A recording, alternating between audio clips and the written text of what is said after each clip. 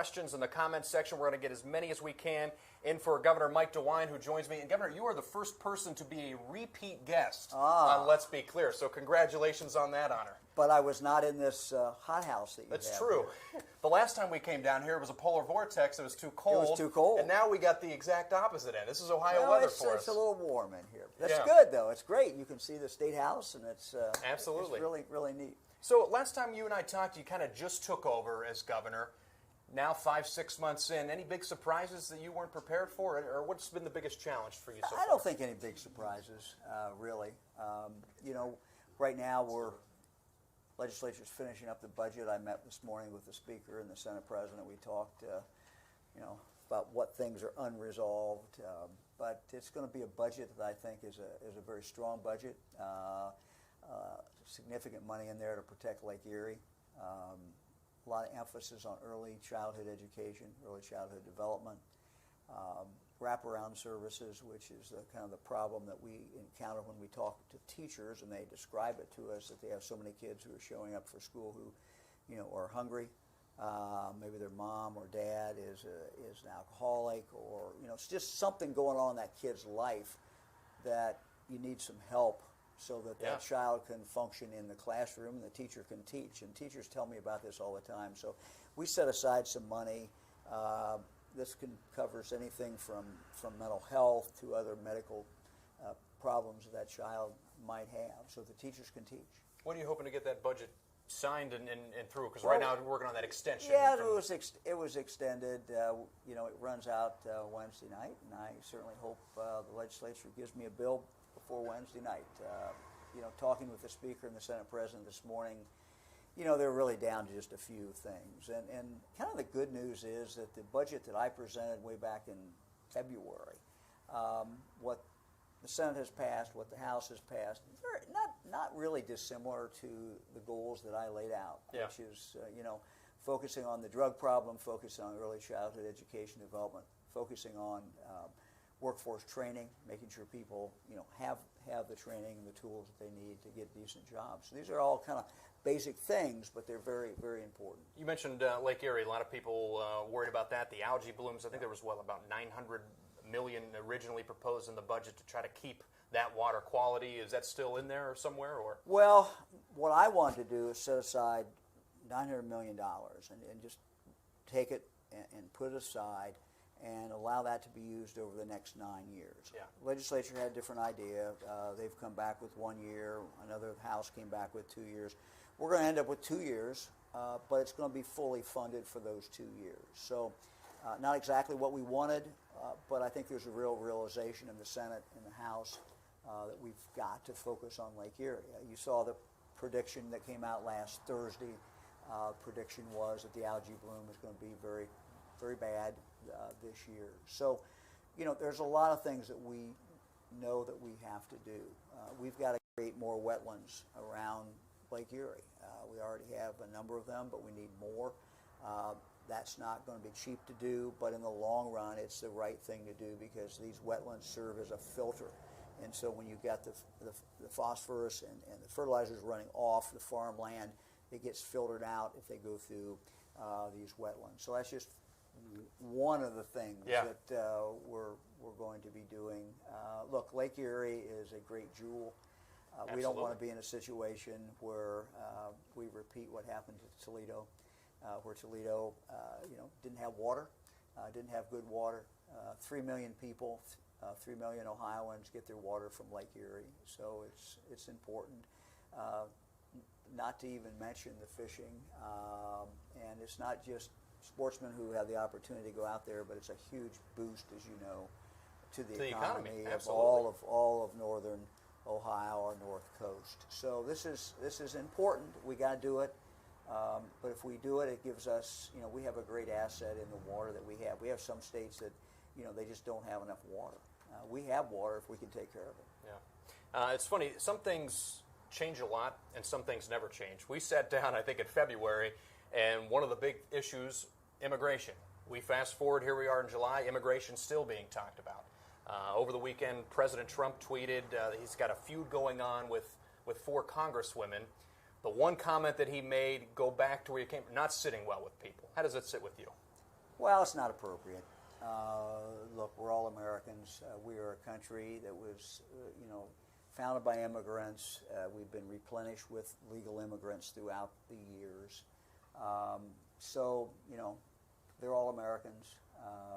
And one thing our Constitution guarantees is when you're a citizen, you're a citizen. There's no grades of citizenship. Yeah. And that's one of the great things about this country. They're also talking immigration on the national landscape of these ICE raids that are going on, 2,000 people. Now, I don't think there was any Ohio cities on the list, but if Columbus or Cleveland or any Ohio city was on that list for the ICE raids, would they have the backing of the governor's office, or would you try to stop them? Oh, no. Look, we would certainly cooperate with the federal officials.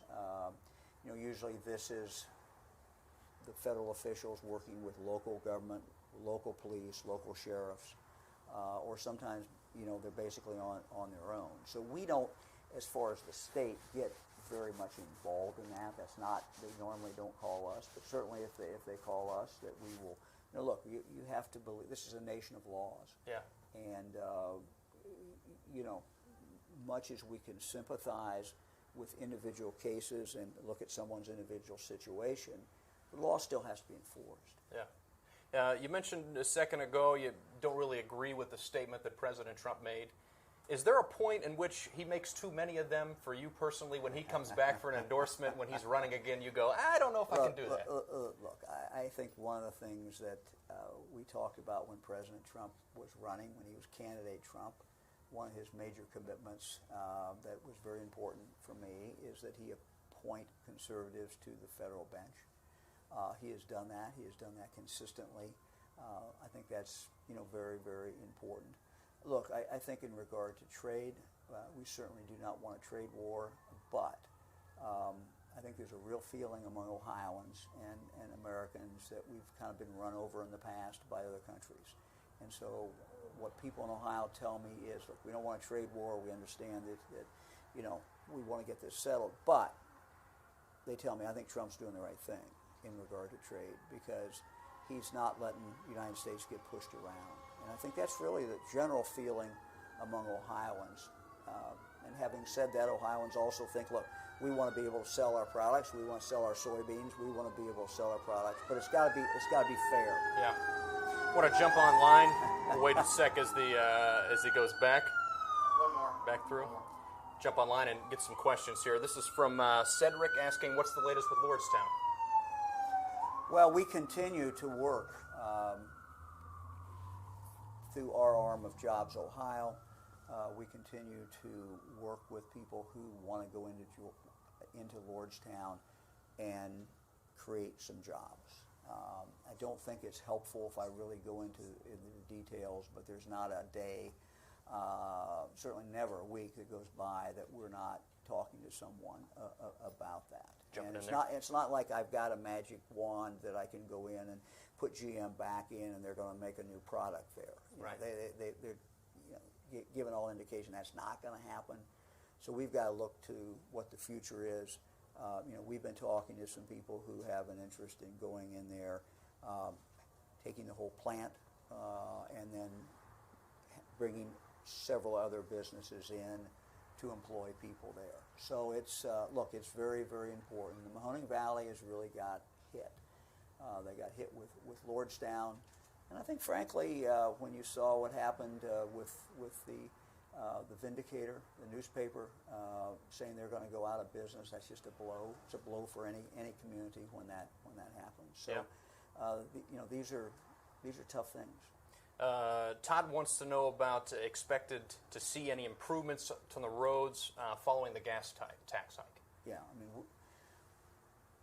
gas tax went into effect July 1. In anticipation of that, we started looking at different roads that we could fix. Part of the money that we provided for in this new money is to fix dangerous intersections, dangerous areas. And so the Ohio Department of Transportation, ODOT, came up with 150. And we're already starting the process to work on those 150. So you're not going to see any results overnight. It's not like you're going to wake up, and all of a sudden everything's beautiful. Today and everything's great.